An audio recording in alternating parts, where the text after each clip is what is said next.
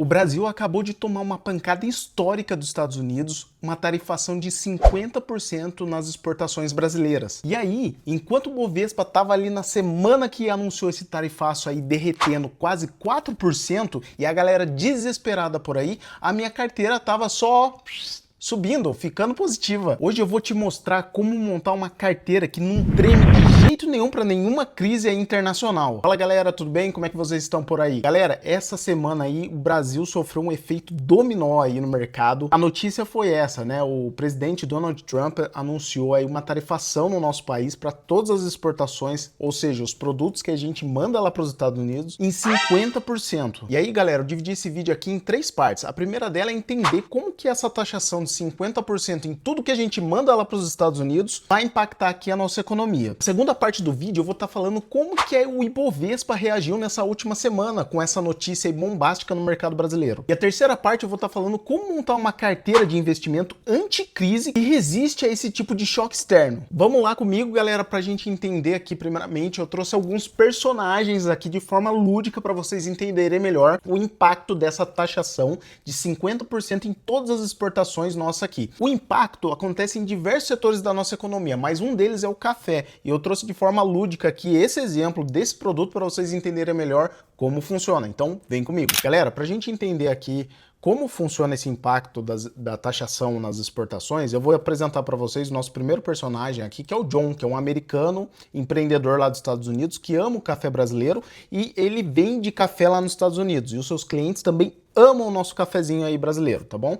E aí o John, ele compra do Chico, ele importa do Chicão nosso aqui, do Brasilzão, beleza? Até então, tudo tranquilo, tudo beleza, ele importando nosso cafezinho lá. E aí veio a notícia da taxação de 50% em cima de todas as exportações. O que vai acontecer com o John aqui? O John estava esperando ter uma margem de lucro aqui, que ele sempre tinha uma margem de lucro excepcional, vendendo o nosso café lá na terra do Tio Sam. E aí o John passou a importar café brasileiro, só que com 50% a mais de taxa no preço que ele estava acostumado a importar. E aí o John viu a margem dele, ó, zap, e embora, e pro brejo.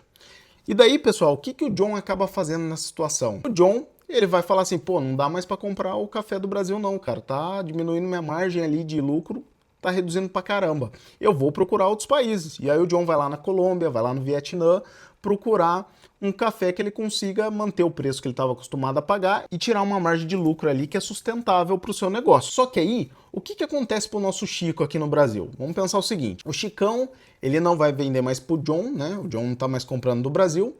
E aí o Chico, ele vai tentar vender em outros lugares, mas aí entra algumas complicações, porque a gente precisa ter acordos logísticos para o Chico vender para outros países, né? Ele precisa entender um pouco como ele vai fazer para mandar toda a estrutura logística de armazenagem, de envio para outro país. Então o Chico estava acostumado a mandar para o John, ele precisa achar um comprador que consiga absorver toda a demanda que o Chico tinha para enviar para o John, que não deve ser fácil, porque vamos pensar que o Chico é um grande produtor aí, tem uma demanda enorme de café, e aí o Chico não consegue mandar esse café para outro país, não com a facilidade que a gente imagina ser, né?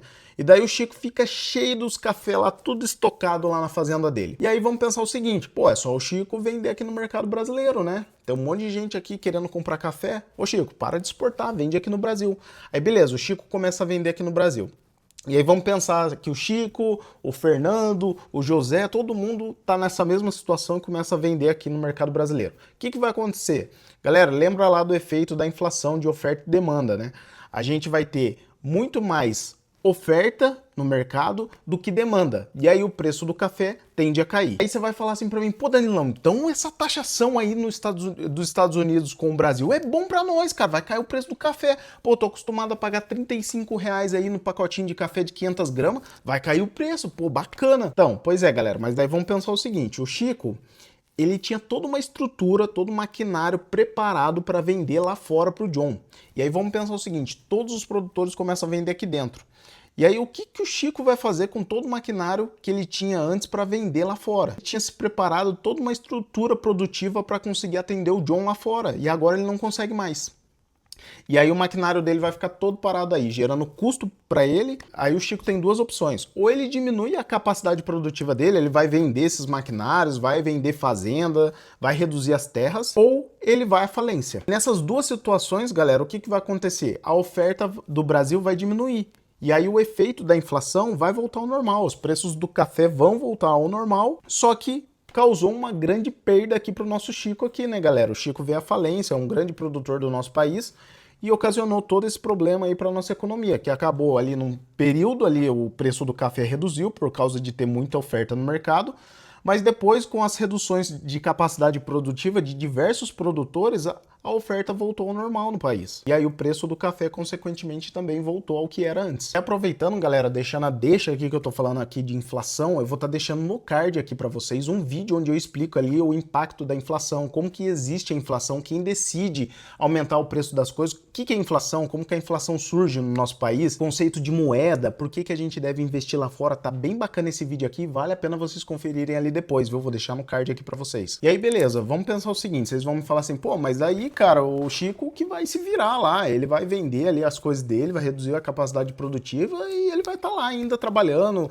vendendo café, ele vai arrumar um jeito de vender café, seja para outro cliente do exterior ou para a gente aqui. Não é tão fácil assim, mas digamos que ele consiga se virar lá. Pô, então, Danilão, foi bom pra caramba isso daí pra gente, cara. Pelo menos por um período ali o café ficou mais barato. E é aí que é um efeito dominó na nossa economia. Vamos pensar o seguinte, vem comigo pensar isso daqui. Se a gente tá tendo menos exportações para os Estados Unidos, porque os produtos brasileiros subiram 50% no seu preço lá para eles, o que acontece aqui pra gente? Pô, se a gente está vendendo menos para os Estados Unidos, tem menos circulação de dólar aqui no país. Consequentemente, o dólar vai subir. Igual tá acontecendo já aqui, ó, que depois do anúncio da taxação, vou deixar aqui embaixo para vocês, o dólar já deu uma disparada. E se a gente tava com problema na exportação, o dólar ficando mais caro, o que acontece? A gente tem problema agora na importação. Para trazer produtos norte-americanos para cá, acaba ficando mais caro. E daí o que acontece aqui pra gente? O Brasil é um grande consumidor dos Estados Unidos de fertilizantes, de trigo. Aí o trigo é utilizado para fazer aquele nosso pãozinho francês que a gente tanto ama por aí. A gente utiliza também para fazer as massas. Outra coisa que daí fica caro e acaba com a gente é o preço do barril do petróleo, porque ele está indexado ao dólar. O petróleo ficando mais caro, o que fica mais caro para nós?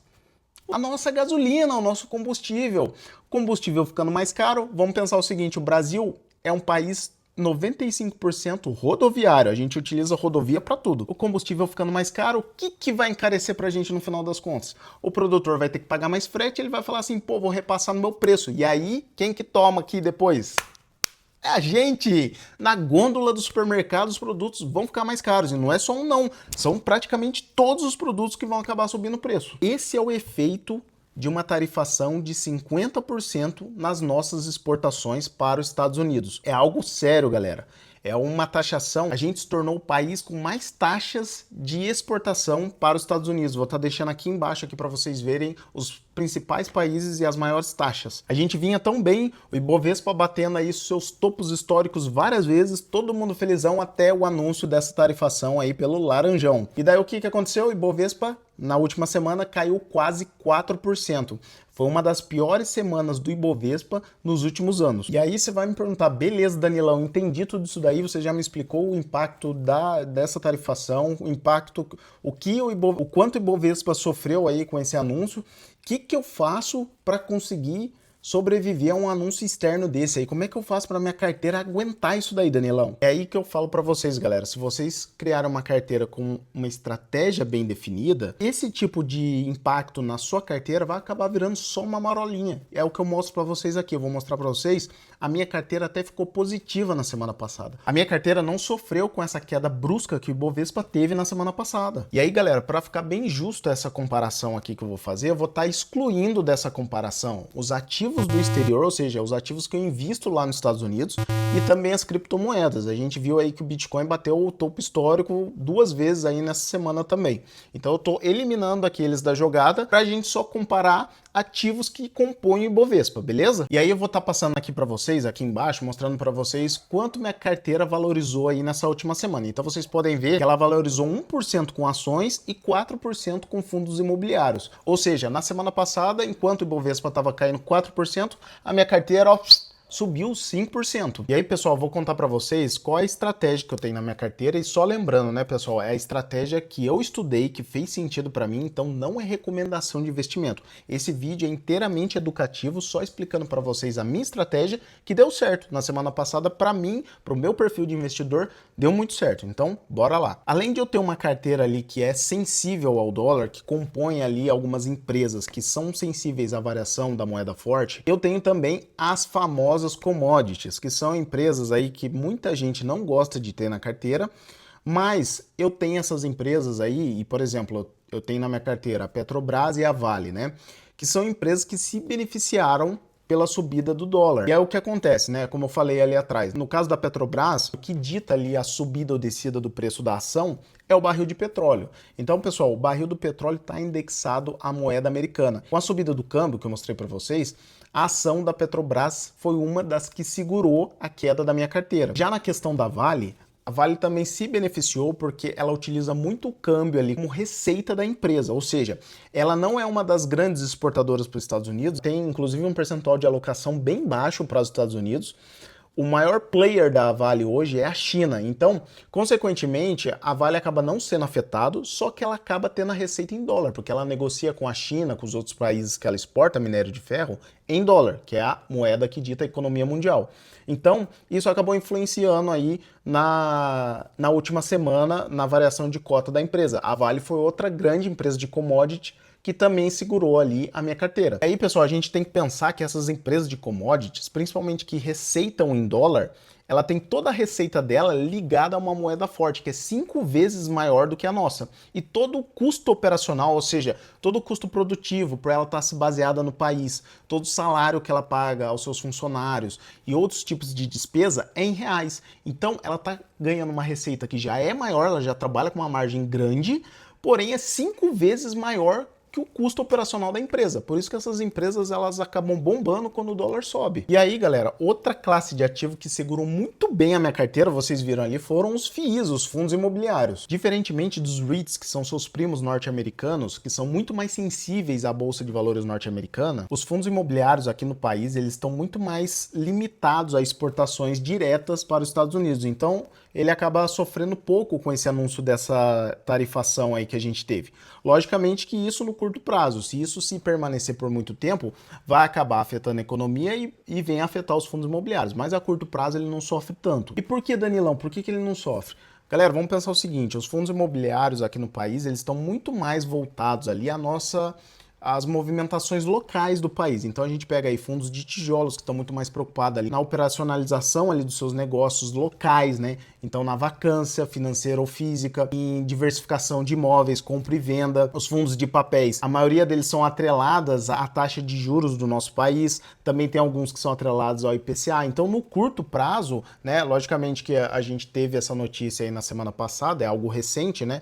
No curto prazo isso não acaba afetando tanto assim os fundos imobiliários. Então, pessoal, o que eu quero dizer com esse vídeo aqui para vocês é que muita gente não gosta de ter commodity na carteira, fala assim, pô, commodity, Danilão, é de ciclo, cara, e eu não quero ter, pô, tem época que tá bom, tem época que tá ruim, e eu não quero ter esse tipo de efeito cíclico na minha carteira. Tem gente também que fala aí muito dos fundos imobiliários, eu já vi muito no mercado o pessoal falando, fundo imobiliário é uma renda variável com o rendimento de uma renda fixa, você vai se expor aí em algo que tem cotação ali, né, tem valorização ou desvalorização de cota, pagando a mesma coisa hoje que um CDB, um LCA, um LCI, pô, você vai se expor à toa aí. Eu já vejo com outros olhos, tá, galera? Eu já vejo com uma oportunidade a mais de diversificação, ou seja, você tem mais alternativas para conseguir diversificar a sua carteira. Na minha carteira eu também tenho ativos ali sólidos, de empresas perenes, vamos assim dizer, eu não tenho só commodity, mas as commodities na última semana seguraram a minha carteira. Quando a gente olha só ações, excluindo até fundo imobiliário, vocês viram aí que a minha carteira